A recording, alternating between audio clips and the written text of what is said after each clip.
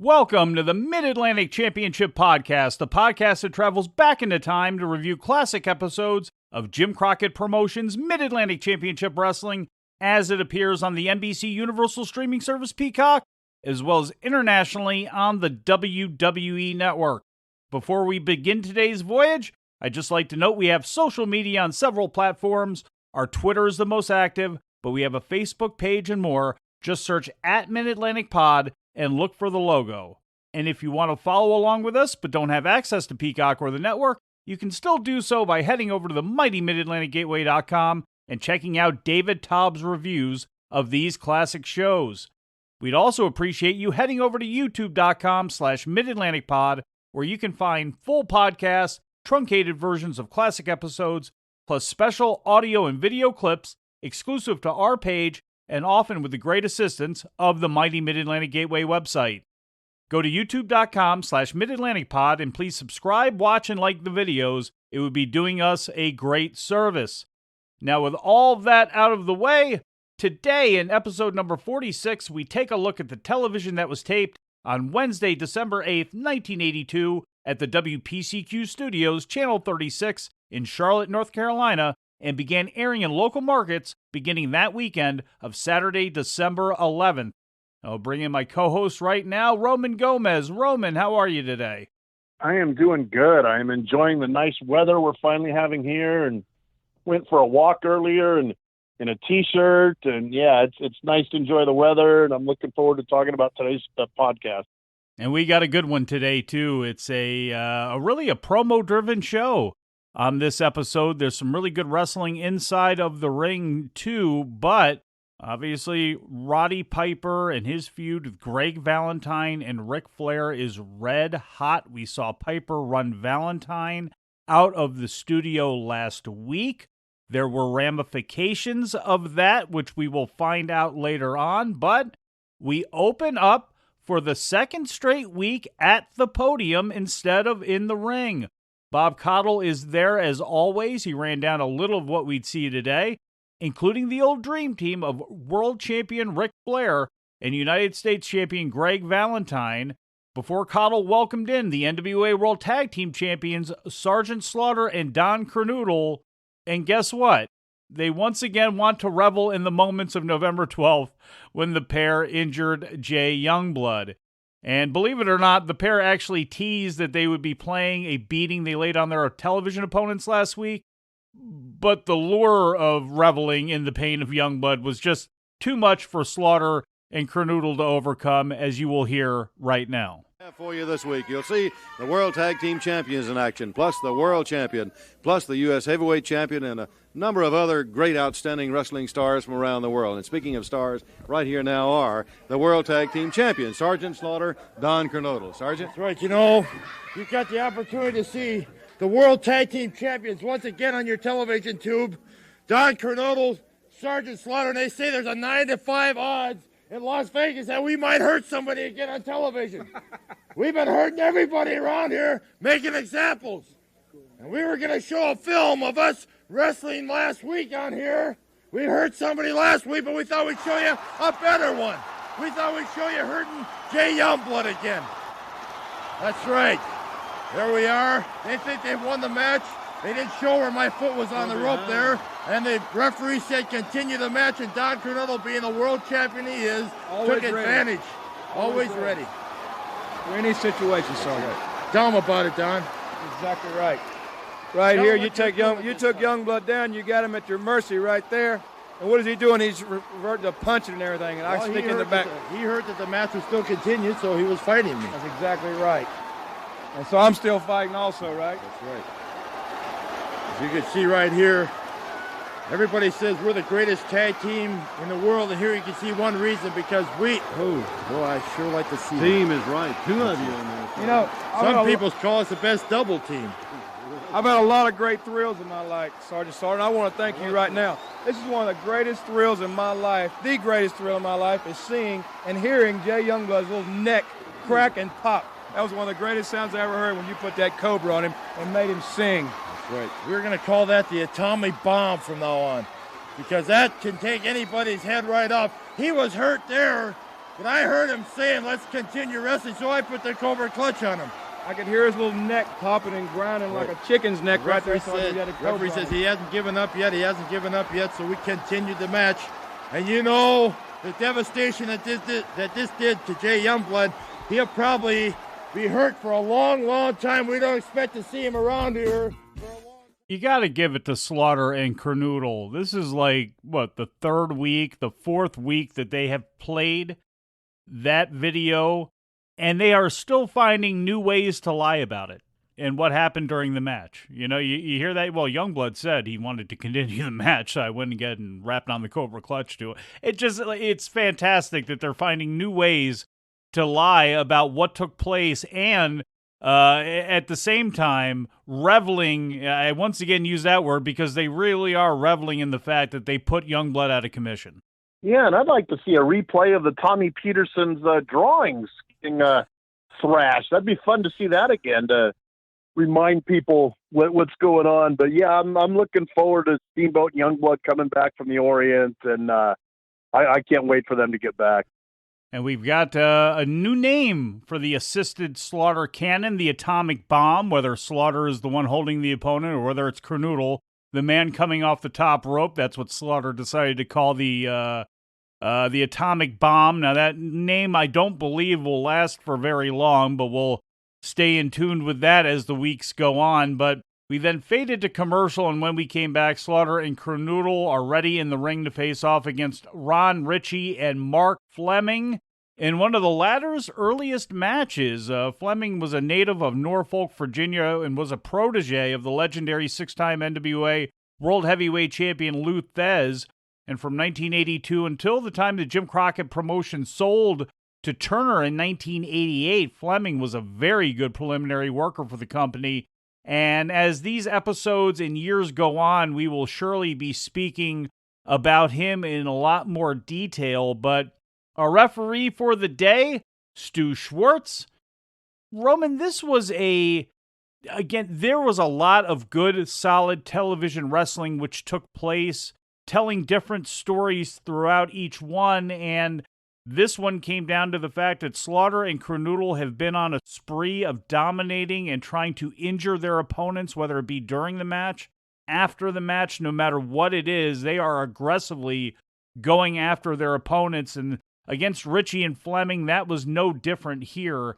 One really cool spot, I thought, was when Slaughter tagged Kernodle in early in the match and then put Kernodle on his shoulders in a fireman's carry and then dropped a knee across Ritchie's throat, you know, using the extra weight of Kernodle on his back. I thought that was a really sharp move that I think somebody could bring back in any era and make it work. But the pair finished off Ritchie with an atomic bomb in 6 minutes and 19 seconds, and Kernodle and Slaughter tried to go back around Schwartz's back to go back after Ritchie to try to give him a little bit more business after the bell, but Schwartz and Fleming were able to hold those guys off, and that was that. But another impressive one-sided dominant performance for the champions.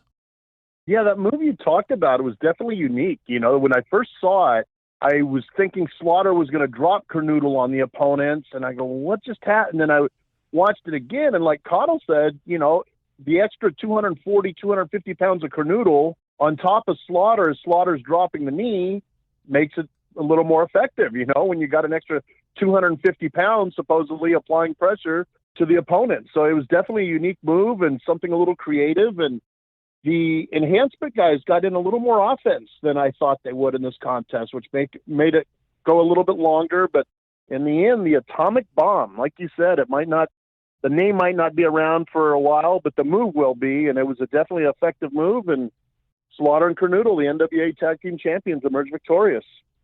And Ritchie taking the L here, as you could probably guess.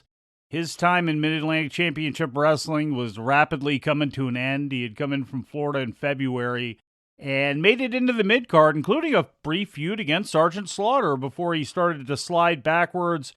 We saw him be one of the two men that Ric Flair quickly dispatched of, alongside Keith Larson during his public workout 2 weeks ago. And he took the loss in the main event last week in the six-man tag team match as well. So Ron Ritchie would soon be departing. We then fade to black, and when we come back, it's Cowboy Bob Orton Jr. standing in the ring and ready to face off against Ken Timms, and this is another good match with a story being told. And I'm going to note now that during the match, Bob talks about who will be coming back into the area, like Dusty Rhodes and Abdullah the Butcher, and he also mentions that Sir Oliver Humperdinck would be bringing in a new name, the One-Man Gang George Gray. Billed to be 6'9", 450 pounds. For Sir Oliver Humperdinck, bringing him in along with Bruiser Brody Roman. So we're going to be seeing the debut of, at that time, probably still best known for outlaw work in ICW, working for the Poffos, but I believe had made his way over to Mid-South and down into Florida, and now making his way into the Carolinas, George Gray, the One-Man Gang. Yeah, surprised that they gave his real name. That kind of shocked me instead of just calling him the One-Man Gang. But yeah, there's always new people ready to come into the Mid-Atlantic area, and Humperdinck's always trying to expand a stable. Yeah, obviously that name George Gray wouldn't stick around for very long. He would be known as the One-Man Gang, a name that he had picked up from Ronnie Garvin working over in Knoxville alongside him. And that's how he would remain until he became Supreme Dancing Machine, the African Dream, Akeem in the WWF. I guess he did have a short stint in Florida as a Panama Gang or something like that too, where he was rocking the Panama hat there. But I'm taking this into many different directions that are not Mid-Atlantic Championship Wrestling, so I'll take it back to this really good old-fashioned professional wrestling match.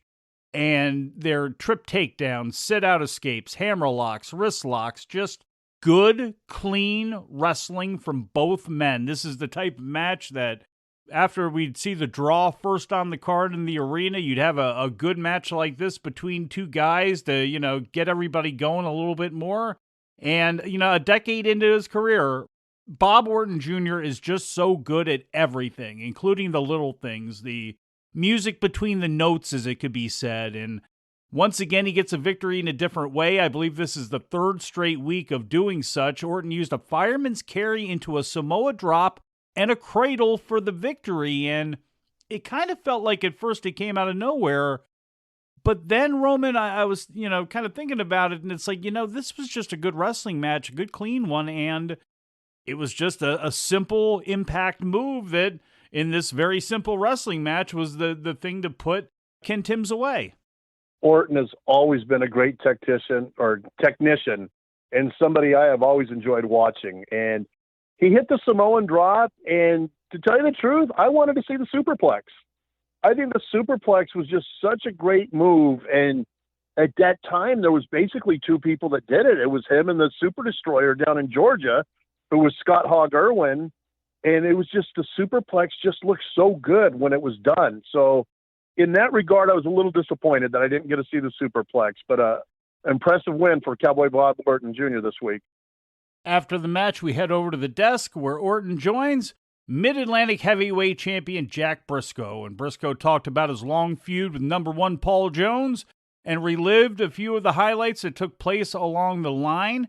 When he finished up, Orton, still a little winded from his match, took over and cuts a really strong promo on his friend Roddy Piper being banished from the WPCQ studios for going after Greg Valentine during his match last week. And we'll get into this a little bit afterwards. Bob Orton, not known as a great orator throughout his career, really puts on some strong ones today. And with us right now at ringside, Jack Brisco, Bob Orton Jr. Jack, great to see that belt still right here with Jack Brisco. It certainly is. I fought long and hard for this thing and finally won it, and won it from Paul Jones, of course. I'm very proud to wear it.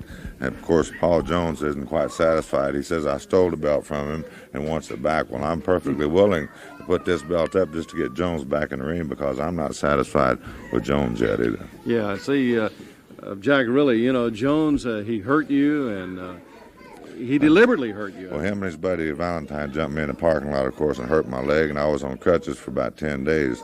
And fortunately, I got over it soon enough, got my leg well, got back in the ring and challenged Paul Jones right here on TV for the belt. And this is where I lost it to Jones right here with a karate thrust to the throat. And I've chased him all over this part of the country and finally caught him. And But you know, Jack, when you're talking about you're not satisfied maybe, but you know, taking that belt from Jones, I think probably hurt him more than any other thing you could have done. Of course, the belt means a lot of prestige and a lot of money. And of course, Paul Jones feels it is his belt. I feel it's mine, and I'm perfectly willing to get him right there in the ring and find out. Yeah, man, and I know I'd love to see that. I know the fans would too, Jack. Right here, Congratulations, Jack. Bob Orton Jr. Bob. Anytime you win a championship, especially one of that high esteem, you've done something. Right. Jack Brisco deserves a lot of credit, but there's things here that still have to be straightened up. The House of Humperdinck has got Roddy Piper barred from the television station. You know, things are coming down. If anyone should have been barred, it could have been Ric Flair and Greg Valentine for rubbing his face across the concrete floor. But things happen. Roddy disobeyed the rules, and Roddy isn't going to be here today. But Roddy Piper is still around. Everybody should know that. I'm still around. The Boogie Woogie Man's here. Jack Brisco is here. Humperdinck, you still have the United States title in your camp. The TV title's in your camp. Slaughter's camp has the tag team titles. There's a lot of titles to get and a lot of things to take care of. Jack Brisco, world's champion, class material. Myself, I'm no slouch.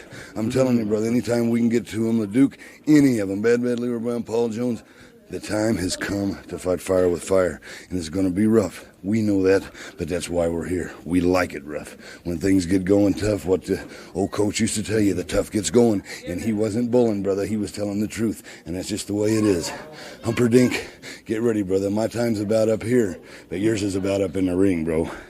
There we hear from Jack Brisco and Bob Orton Jr., and when you think about Bob Orton and the people he's been associated with throughout his career, sans his father, Dick Slater, Randy Savage, Ric Flair, Roddy Piper, Don Morocco, they were the ones doing the heavy lifting when it came to the mic work, because very often Bob Orton was doing his role in the ring. But there we hear some fired up words from Bob Orton, who cut a really good promo and really was not the only one. It wasn't going to be the only one today that he cuts, Roman.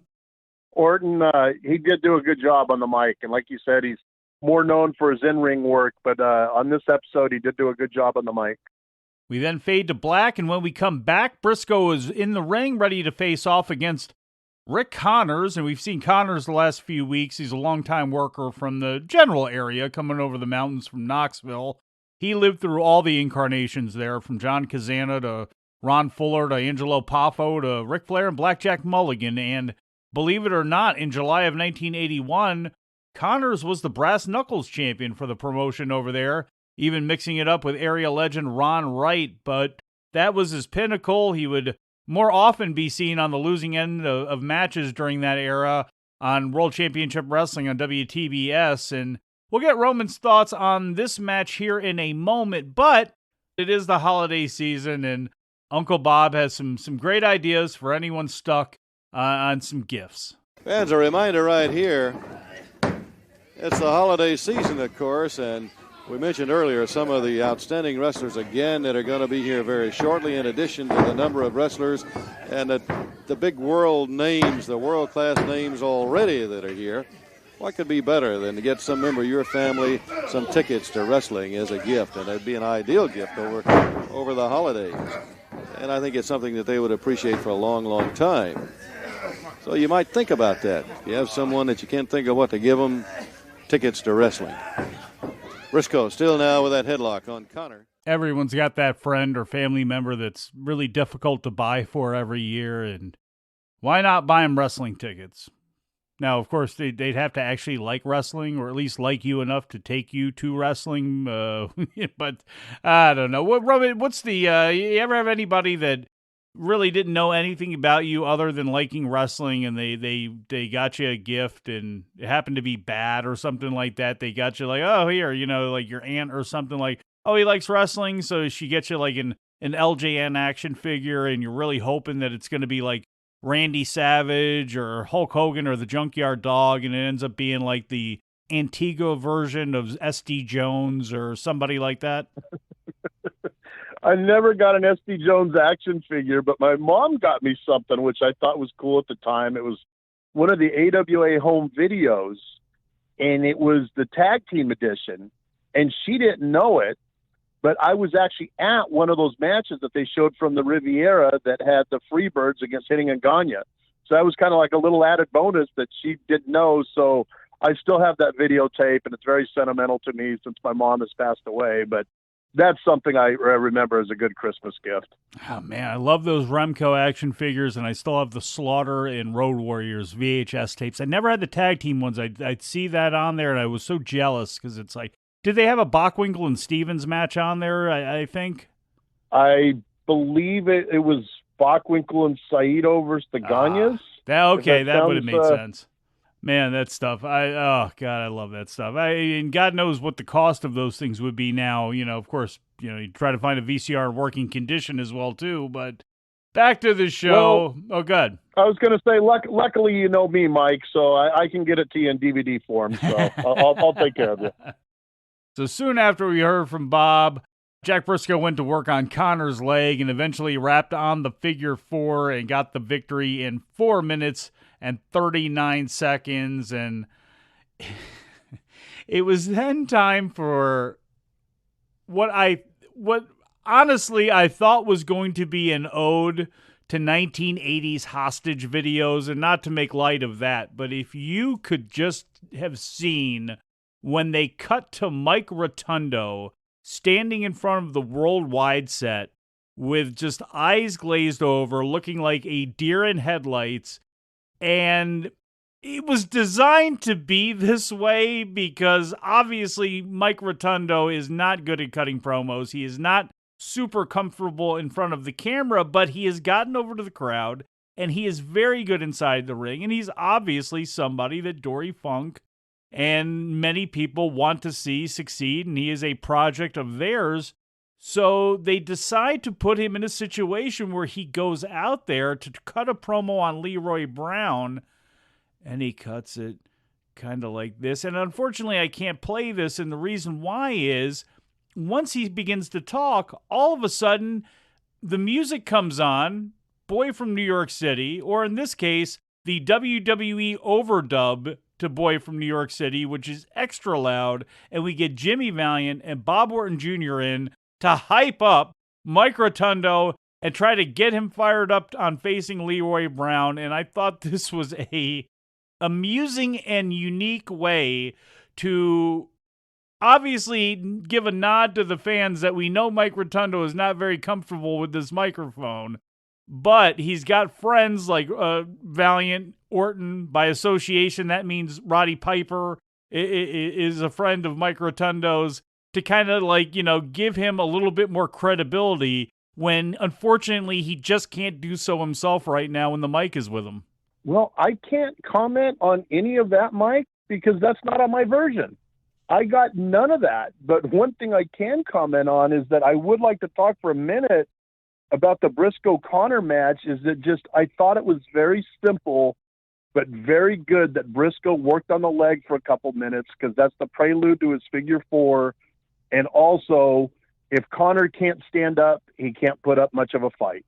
So I thought that match told a very basic, simple story, but I will have to refer to you to the Mike Rotundo and all that stuff, because that is not on my version. Yeah, that's a story, by the way, that will play itself out in our next match with Paul Jones and Ken Hall as well too, Roman. But yeah, this is, I'm getting the WWE Network / Peacock version of this show. Roman has DVDs from when these shows aired on the old incarnation of WWE's streaming service that they used to have. So that cut off of there. And I guess that means you also did not get the promo that we faded back into with Orton and Jack Brisco, who have rejoined Bob to once again drive home the point to the House of Humperdinck that they got competition. And we get a mention of Orton's young son, obviously somebody we get to know in the ring years later. The psycho man up, trying to get a man ready. Jack Brisco can attest to the fact that I've not always been such a nice guy. But I'd like everyone to know that my ideals have changed. Not my style, not anything I do, just my ideal. Since my little boy was born, it'll change you a little bit. It'll make you think of things. But the things that are most important to think of are getting rid of guys like Bad Leroy Brown, getting a young man like Mike Rotundo ready, psyching him up, getting him ready to punch somebody in the face, being able to put the figure 4 leg lock on like a Jack Brisco, make a man say uncle right there in the middle of the ring. That's what it's all about, baby. Winning titles, which Jack has done. Putting people out, which Jack has done, beating them right in the middle. You know, Abdullah the Butcher wasn't such a nice guy, but he's coming back too, brother. The House of Humperdinck is going to have its problems. Roddy Piper is ready. Jack, I know you got something to say, brother. So especially about that House of Humperdinck, because his house is coming down, and I took the cornerstone out of right here with this Mid-Atlantic Championship when I took Paul Jones. And Bob Orton's one of the finest wrestlers there is in the country today, and believe me, we're looking for that House of Humperdinck. Anybody, Joe LeDuc, Bad Louis Ward Brown, you're all welcome to this belt. All you got to do is get inside that ring. I'll accept the challenge. So there's another one you didn't get, Roman, but I'm sure you're probably pretty happy to have heard it because we get another fired-up Bob Orton promo, which, again, is a rarity when we think about Bob Orton Jr. and all of his great gifts that he has. The gift of gab is not something we usually give him credit for. No, he let his talking speak in the ring. And, you know, years later, of course, when he was surrounded by Piper, I mean, nobody's going to outshine Piper on the mic. So he didn't have to be the vocal force. You know, he could just be the ring tactician. We got back from break. Number 1, Paul Jones in there against Ken Hall. And during the match, Bob mentioned something of key importance. Because of Roddy Piper attacking Greg Valentine on both Mid-Atlantic Championship Wrestling and Worldwide Wrestling last week, he is not allowed to be in the same studio as Flair and Valentine. You heard Orton allude to that earlier on as well. As a result, we'll be hearing from Piper via VTR. Roman, this match, Jones handled Hall pretty easily, picking up the victory with the Indian Deathlock in 6 minutes and 1 second. After the match, he kept the leg lock on while he began to choke Hall. Much like the previous match, Jones began to work on Hall's knee after Hall had gotten some offense in, went to work on the leg, which obviously led to the finish with the Indian Deathlock. The Indian Deathlock. What a great maneuver, and Hall was definitely not going to get out of that, and Jones, once he applied that, you know, it was the beginning of the end. We then got one of our in lieu of promos with the cream of the crop. And Roman, I know what you're thinking. It's got to be Jim Dalton and Juan Reynosa back. And I know that's what you were fired up for, but nope. It happens to be the Nature Boy, Ric Flair, and Greg the Hammer Valentine aiming a promo at the state of Florida and doing what they do best, bragging on themselves and their friends. Fans right here at ringside, let's talk for a moment with the U.S. champ and the world champ right here, Ric Flair and Greg Valentine. Well, first of all, let me take this opportunity to congratulate you and the University of North Carolina on falling out of the top 20, huh? Boy, I'll tell you what, when you got the United States heavyweight champion and the world heavyweight champion living right here in the Mid-Atlantic area, I guess that tells the people out there that they better start looking at professional wrestling as being the #1 sport in the whole world. And when we talk about Florida, West Virginia, we think about Dusty Rhodes, we think about Barry Windham, we think about the legendary great J.J. Dillon, one of my best friends. We think about King Kwong Mosca, and we think about professional wrestling at its best. Ladies and gentlemen, you're looking at the 2 finest tuned wrestling machines in the world today. The proof is not in what I say. The proof is in these 2 belts around our waist. This represents what professional wrestling is all about. And along with the great Sergeant Bob Slaughter and my main man, the legendary Big D, we're talking about Don Kernodle, whose name is synonymous with greatness in the heart of every woman in the South. Then you know that, ladies and gentlemen, you're seeing the greatest that professional wrestling has to offer. Is that right, Val? Huh? You don't do too bad yourself, Flair, with the women. I tell you what, he's a real ladies' man. But exactly what Ric Flair said is true. What you're seeing right here is the men that made the Mid-Atlantic area big time, you understand? Way back in 76, 77, when Flair and myself were the World Tag Team Champions. And now he's got the single world's belt. I've got the United States belt. There's no stopping us now. Let me interrupt one thing. Can you imagine what we'd do to them if we ever walked into Miami together or West Palm Beach or Tampa? You think Dusty Rhodes has got the nerve to get a partner, huh? To wrestle guys like you and me? I don't think so. Rhodes, since I took this from you, brother, you've been going downhill ever since. And when Valentine are together, you bring 6 guys because it'll take that many to get in the ring with us. Woo! There we heard that in lieu of promo from Greg Valentine and Ric Flair. And as somebody that was a big Georgetown Hoyas fan, to hear Ric Flair get in that dig on North Carolina months after they had defeated Georgetown in the national championship game, lost to St. John's and Missouri to begin their season. And even though they went on a little winning streak by the time that this promo rolled around, they did fall outside of the top 20, which Ric Flair rubbed in to one of North Carolina's #1 fans there, Bob Cottle. But we've heard some rough in lieu of promos, and we've heard some good ones. But once you got Ric Flair and Greg Valentine, hey, it doesn't really get a whole lot better than that. And, most fans never saw that. They never saw that because they were watching what was going to be taking place in Richmond or Norfolk or Roanoke or Charlotte or Greensboro or Rock Hill or wherever they were. And what most of those fans would see next on the show was Roddy Piper's VTR. And he reminds us of an old lesson about what happens when you assume. Stupidity. When you're talking about stupidity, when you're talking about Ric Flair and Greg Valentine, and you talk about stupidity, the only person you must blame for this is me. After 11 years, if I am stupid enough to get myself into a situation to turn my back on Greg Valentine and let them grind me. Remember when I used to talk to you and I used to say when I was a little kid they used to spit on me? And they've been knocking me around my whole life. People said, what is Roddy Piper talking about? And so now when I add to it, and I've had my face ground into the pavement, raw, then you understand when I come up with a baseball bat and knock some sucker over the head. Then they say I'm crazy. But they see all these things that happen. They see Greg Valentine out there. Greg Valentine, I heard him say the lowest thing I've ever heard anybody in my life say. He says, Roddy Piper, look at this picture of him. Look at his face, he says. Looks like the Elephant Man, John Mernick. Let me tell you something. I'm not that much of a man. Don't you compare me to him because I don't deserve to be, but I'll tell you, I'm twice the man that either one of you, Valentine, or you, Flair, will ever be. You see, the mistake you made was this. You assumed that I was finished. What you did was you assumed that I would pack my bag and I would run out of town.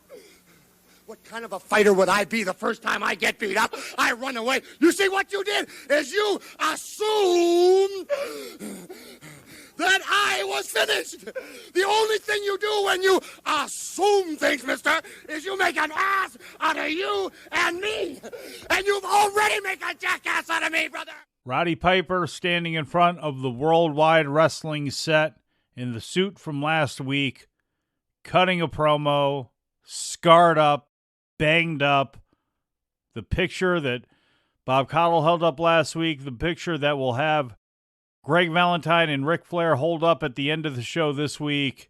Roddy Piper torn up after Greg Valentine, Ric Flair dragged his face all over the concrete floor of the studios 2 weeks ago, Roman, and, talked about Slaughter and Kernodle a little bit earlier on, reveling in others' pain. I am going to let you, because I'm sure you would like to, revel in this promo, a classic from Roddy Piper.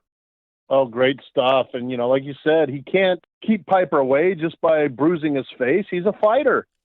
If he ran away, he wouldn't be able to fight back. So he's hell-bent on revenge. And, Piper with the demonstration on why you never assume, for those of you that have the Peacock Network, you can see what he was talking about. And, just great stuff from Piper. And obviously him and Valentine, they're ready to go on a run here that's people still talk about to this day. It's time for the main event. Former NWA World Tag Team Champions turned rivals and then back to friends again. Ric Flair and Greg Valentine against Mike Davis and Keith Larson. once again, a really good main event with some really good workers. Obviously, Larson way early in the game at this point, but Davis was really starting to get seasoned. Their opponents, of course, when it's Flair and Valentine, two of the best workers in the world at the time, that certainly helped matters. Match went exactly 8 minutes, with Flair making Larson submit to the figure 4 leg lock. The pair then headed over to the desk where Paul Jones was already standing alongside Bob Caudle, and the trio of heels ran down Piper, and we will hear that in a moment. But Roman, again, just a really good TV main event where Davis and Larson got a little bit of offense in, enough to make them credible, especially in the case of Mike Davis, who was able to get the hot tag from Larson and get in there and do some work. And again, Ric Flair sells like $1 zillion for everybody. Greg the Hammer Valentine, for as much as he can dish it, he can also take it as well, too. And I just thought this was a nice full 8 minutes. And what you also got was Flair and Valentine on display for a lot of people who only get to see them inside the buildings. Yeah, and something I noticed early on during this episode, and this match illustrated it as well, is how much that the talent, the superstars, let the enhancement guys get in offense to make the matches competitive. In this episode, Slaughter and Kernodle let their opponents get in some offense. Paul Jones did. Flair and Valentine did. It's quite different than the squashes you would see in the WWF, where it was just the superstar putting on moves for 3 minutes and the opponent never fought back. These were actually competitive matches that were a little bit longer, 8 minutes, 6 minutes, a little bit longer than the typical squash you see on TV. And it was nice to see Flair win with the figure 4. Years later, Flair didn't beat anybody with the figure 4. Everybody reversed it, but back then it was a big deal.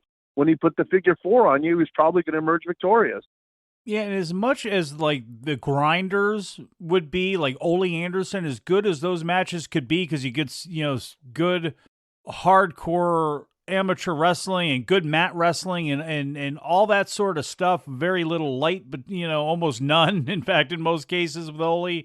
These matches, instead of making the guy have to take everything, when you have guys like Ron Ritchie, when you have guys like Rick Connors, when you have guys like Mike Davis, who at this point had been around 5, 6, 7, in the case of Connors, 10 years, working Knoxville, I'm sure he had seen Jack Brisco a million times before. I'm sure he had seen a lot of these guys a million times and tangled up with them before. So these guys with this experience, the Valentines, the Flairs, the Ortons, the ones who are giving them this offense, to me, it makes for a much better match. There's a place for everything, but I thought the balance of the matches on this show today, for all of them being very obvious on paper, when you look at it, it may not look very exciting, but I thought every single match told a very cohesive, comprehensive little story. Exactly. And that is a credit to the enhancement guys as well. Not only the superstars not being selfish, but like you said, you got to have the right enhancement guys to make the match go a little bit longer, to let them get their stuff in. You get the wrong enhancement guys, that match probably wouldn't be as good. And you're right about that. And experience matters, Roman, because we saw this last week with like Rick Rude and Joe Lauren. Rude, who doesn't really know how to do anything, and Lauren, who knows how to do a little bit. But we saw him botch up the finish with Sweet Brown Sugar last week. And here's the complete 180 from that. Those guys, still wrestling on the circuit, in preliminary matches. But then we get some more experienced guys back on TV, and it does make the matches so much better, so much more believable, and obviously a hell of a lot crisper.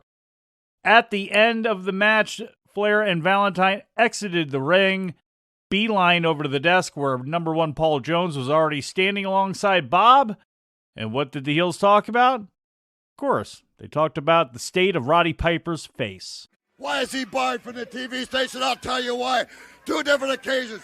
The Nature Boy wasn't here, but 2 different occasions on 2 different shows, the man ran out and jumped me from behind when I had the man in the figure 4 in a submission hold, and that's why Roddy Piper is not allowed to be here.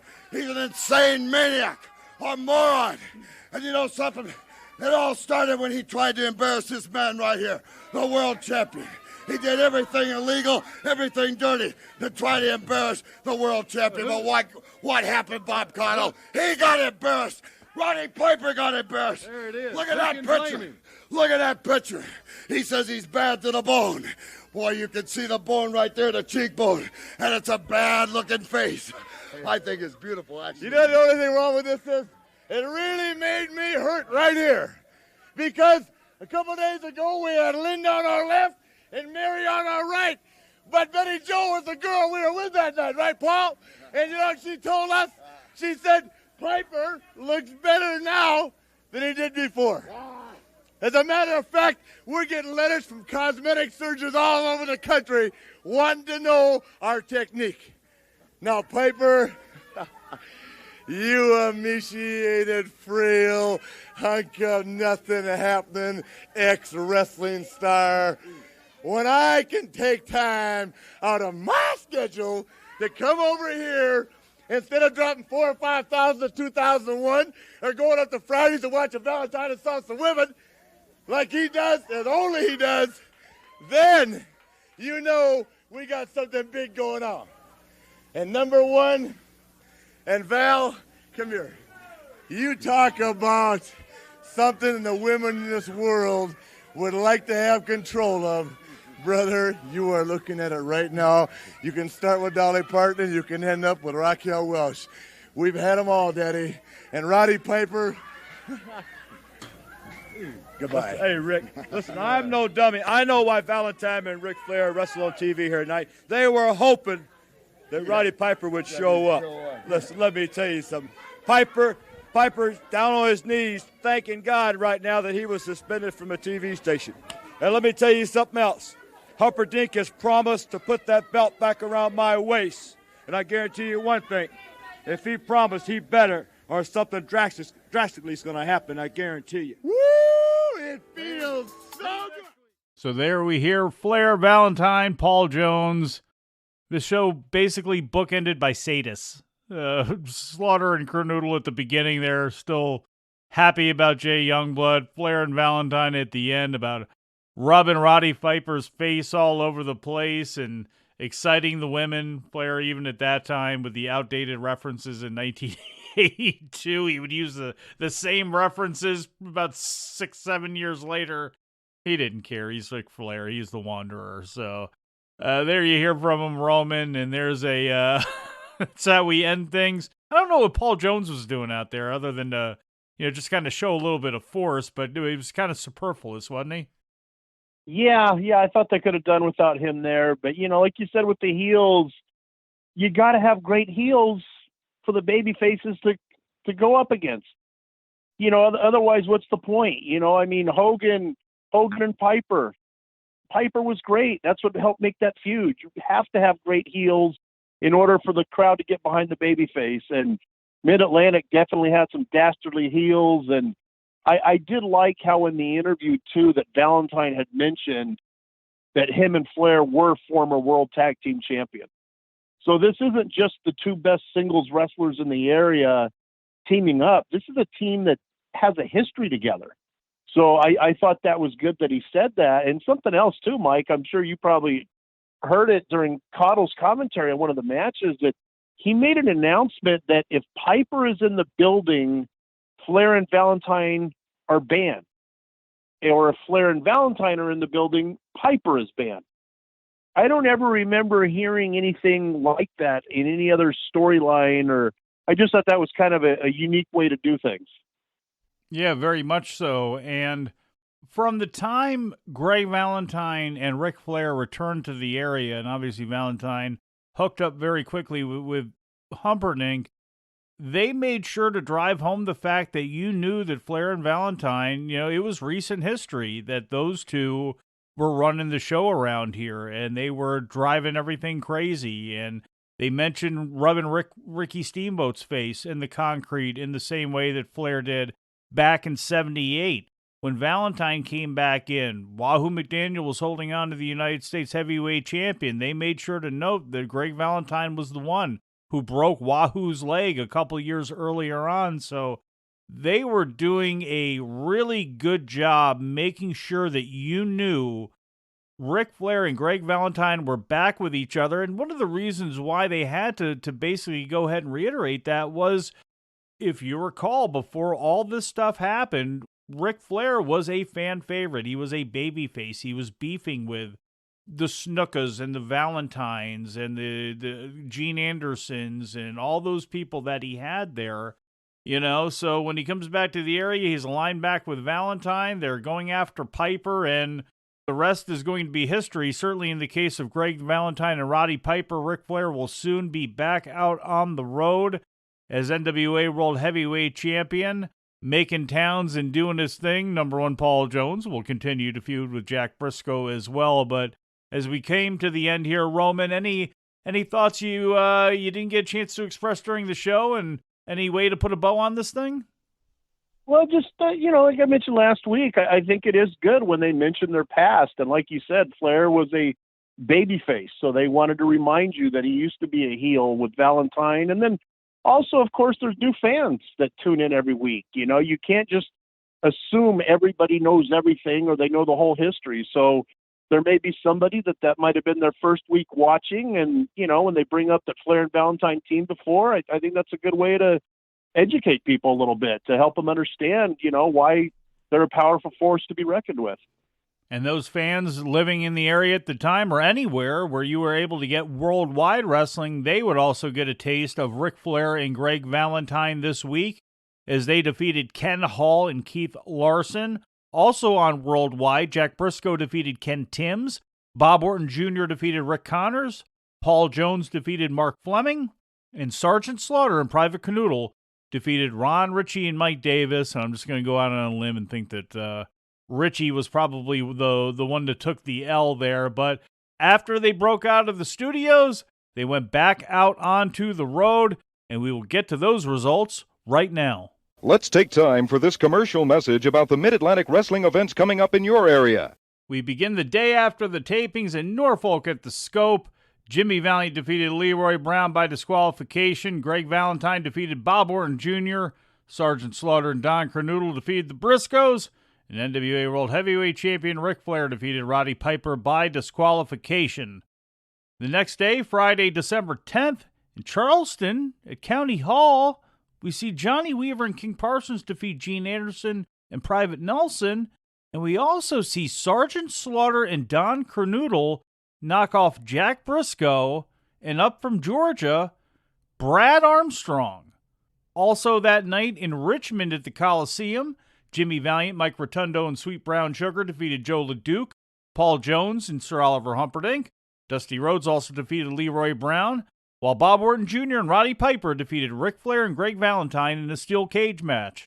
On Saturday, December 11th in Asheville at the Civic Center, Jimmy Valiant defeated Joe LeDuc, Roddy Piper defeated Greg Valentine by disqualification, and Sergeant Slaughter and Don Kernodle defeated Bob Orton Jr. and Jack Brisco.